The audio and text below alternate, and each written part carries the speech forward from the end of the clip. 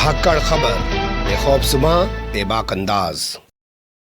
धाकड़ खबर के न्यूज़ से मैं आपके साथ हूं अकरम रईस खान। उत्तर प्रदेश में एक तरफ फर्जी एनकाउंटर्स और बुलडोजर के जरिए कुछ लोगों को मिट्टी में मिलाया जा रहा है और तगड़ी पैरवी करके मीडिया से जबरदस्त माहौल बनाकर अदालतों से भी उनको बड़ी बड़ी सजाएं दिलवाई जा रही हैं, लेकिन दूसरी ओर बड़े बड़े दंगाइयों के खिलाफ एफआईआर तक दर्ज नहीं की जा रही है। कार्रवाई करना तो बहुत बड़ी बात है। अगर किसी पुराने मामले में वो आरोपी हैं तो वहां पर हल्की पैरवी करके अदालतों से उनको बाइज्जत बरी करवाने का, यानी आरोप मुक्त करवाने का, यानी उनके ऊपर से उन तमाम मुकदमों को खत्म करवाने का काम किया जा रहा है। अगर आपको यकीन नहीं आ रहा है तो बोलती हुई तस्वीरों की ज़बानी पूरी कहानी आपके सामने रखने जा रहा हूं, जो आ रही है भारतीय जनता पार्टी के पूर्व विधायक संगीत सोम से जुड़ी हुई। तो फिलहाल इधर उधर की बातों को छोड़ते हैं और चलते हैं खबर की तरफ। खबर की शुरुआत आजम खां से करना चाहता हूं। आप जानते हैं आजम खां पे दे दनादन 100 मुकदमे ठोक दिए गए। आजम खां का कभी कोई आपराधिक इतिहास नहीं रहा है, उनके परिवार का भी कोई आपराधिक इतिहास नहीं रहा है, लेकिन अब उनको सजाएं भी कराई जा रही हैं। आजम खां को तो भड़काऊ भाषण देने के मामले में सजा हो ही चुकी थी, लेकिन उनके बेटे और उनको फिर से एक बार मुरादाबाद की अदालत ने 2 साल की सजा सुना दी। मामला था 2008 का।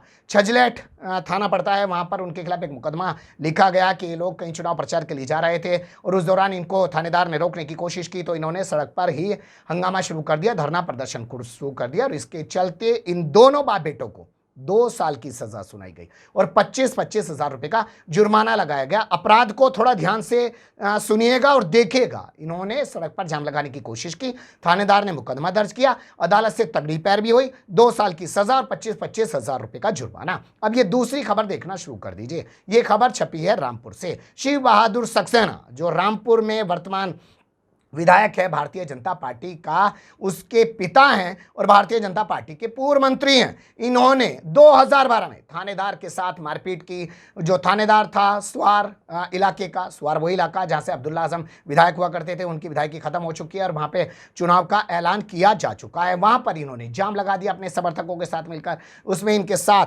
खयाली राम लोधी जो वर्तमान में रामपुर का जिला पंचायत अध्यक्ष बताया जाता है भारतीय जनता पार्टी की ओर से, वो भी शामिल था और उसके अलावा और भी लोग शामिल था। लेकिन जाम लगाने, पुलिस वालों के साथ बदसलूकी करने वाले भारतीय जनता पार्टी के इस पूर्व मंत्री को पता है कितनी सजा सुनाई कोर्ट ने? 1 महीने की सजा, यानी सबको 1-1 महीने की सजा और 500 रुपए का जुर्माना, क्योंकि ये तो संस्कारी हैं। आजम खां वही काम कर रहे हैं तो उनको 2-2 साल की सजा, 25-25 हजार का जुर्माना। लेकिन अगर भारतीय जनता पार्टी का पूर्व मंत्री शिव बहादुर सक्सेना वही काम कर रहा है तो उसको सिर्फ सजा सुनाई जा रही है 1-1 महीने की और 500 रुपए का जुर्माना लगाया जा रहा है। इन दोनों खबरों को ध्यान में रखिएगा। अब आपके सामने संगीत सोम का हाल रख देते हैं। मुझे लगता है संगीत सोम वाली खबर आपके सामने रखें उससे पहले संगीत सोम के प्रोफाइल पर बात कर लेना ज्यादा बेहतर होगा। संगीत सोम 2012 में भारतीय जनता पार्टी का विधायक बना, उसके बाद 2017 में भी विधायक बना, लेकिन 2022 में अतुल प्रधान समाजवादी पार्टी के जो प्रत्याशी थे उन्होंने इसको हरा दिया और उसके बाद से ये कहता है कि मैं हारने के बाद भी जीते हुए 100 विधायकों के बराबर हूं। वो लोग मुझे फोन करते हैं, मुझसे अपने काम करवाते हैं। यानी ये जाति से ठाकुर है। उत्तर प्रदेश के मुख्यमंत्री आदित्यनाथ योगी की जाति क्या है वो भी आप लोग जानते हैं और उसी के दम पर ये अपना एक वर्चस्व दिखाने की कोशिश करता है। हालांकि इसका प्रोफाइल और भी है। आपको याद होगा मुजफ्फरनगर दंगों के आरोप में इसको गिरफ्तार किया गया था और इसी ने कोई पाकिस्तान या अफगानिस्तान का कोई वीडियो करके दंगे को भड़काने की कोशिश की थी। एनएसए लगाया गया था, जेल में इसको डाला गया था और बाद में भारतीय जनता पार्टी में ये शामिल हो गया था और आगरा में इसे और संजीव बालियान को बुलाकर सम्मानित किया गया था। तलवारें दी गई थी, पगड़ी दी गई थी, तमाम तरीके की चीजें हुई थी। तो ये है संगीत सोम। तो इसके ऊपर एक मुकदमा दर्ज था 2009 का। 2009 में समाजवादी पार्टी में हुआ करता था। लोकसभा का चुनाव 2009 में ये मुजफ्फरनगर से समाजवादी पार्टी के टिकट पर लड़ रहा था। वहां पे सिविल लाइन एक इलाका पड़ता है, उस इलाके में ये वहां से जा रहा था और इसने भी सड़क पर हर मीत नाम के एक टीएसआई के साथ बदसलूकी की अपने सिक्योरिटी गार्ड के साथ, लेकिन उस मामले में आज इसको बरी कर दिया गया है। यहां छपी खबरों में बताया गया है कि इसके 3 सिक्योरिटी गार्ड्स को 2-2 साल की सजा सुनाई गई है और उनको, क्योंकि 7 साल से कम सजा वाले मामले में खड़े खड़े जमानत मिल जाती है तो उनको भी जमानत मिल गई है, लेकिन इसको बरी कर दिया गया। बरी होने के बाद कैसे ये सीधे अतीक अहमद पर निशाना साध रहा है, पहले वो देखिए, फिर आगे क्या बोल रहा है उससे आपको रूबरू कराऊंगा। इस तरह अतीक अहमद को सजा सुनाई गई है, इसको क्या कहेंगे? पहली बार ऐसा हुआ है। ये भारतीय जनता पार्टी की सरकार है, ठोक के गवाही होकर ठोक के सजा दी जाती है अगर मुकदमा सही है। क्या कहेंगे और भी अभी माफिया उनके खिलाफ इस तरह से? बहुत, उत्तर प्रदेश में एक भी माफिया नहीं बचेगा, सभी माफियाओं के खिलाफ ठोक के। सुन लिया आपने, ये माफिया नहीं है, वो माफिया नहीं है जो बड़े बड़े दंगाई हैं। माफिया कौन है? अतीक अहमद है। और कितनी दिलेरी से बोल रहा है। वो ज़माना चला गया जब आदमी को शर्म आती थी, खुद पे इतने मुकदमे, खुद पे इतने आरोप, खुद पे इतनी तमाम चीज़ें, रात दिन जहर उगलते हुए, भड़काऊ जहरीले भाषण देते हुए वीडियोस मौजूद हैं, लेकिन बयान किस पर दे रहा? अतीक अहमद पर। उसके बाद पत्रकारों ने इससे विस्तार से बात की, पूछा कि हाँ भैया बताओ क्या मामला था। तो ये बता रहा है कि उस वक्त बहुजन समाज पार्टी की सरकार थी, फर्जी मुकदमे लिख दिए गए थे, उसमें मैं बरी हो गया हूँ। सुन लीजिए। आज कोर्ट में एक पुराना मामला था, 2009 का एक पॉलिटिकल मामला था और फर्जी, उस टाइम बसपा की सरकार थी, फर्जी मुकदमा हुआ था। उसमें आज माननीय न्यायालय ने उसमें दोष मुक्त किया है और उसी मामले में आज यहाँ आया था।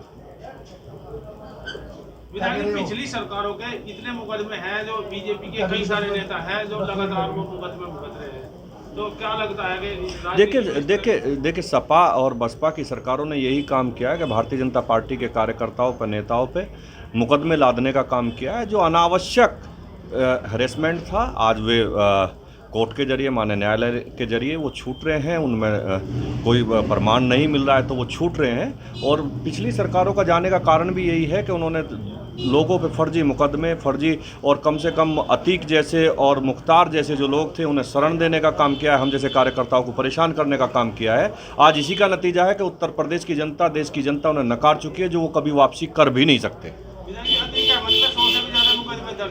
और उसको सजा अब हुई है, मतलब आप निश्चित रहिए, ऐसे अपराधियों को अब 100 मुकदमे हैं तो 100 के 100 में सजा होनी चाहिए, क्योंकि अब ठोक के उनके खिलाफ गवाही भी होंगी और उसके खिलाफ कार्रवाई भी होगी। जो उनकी जांच चल रही है, जांच भी पूरी होंगी।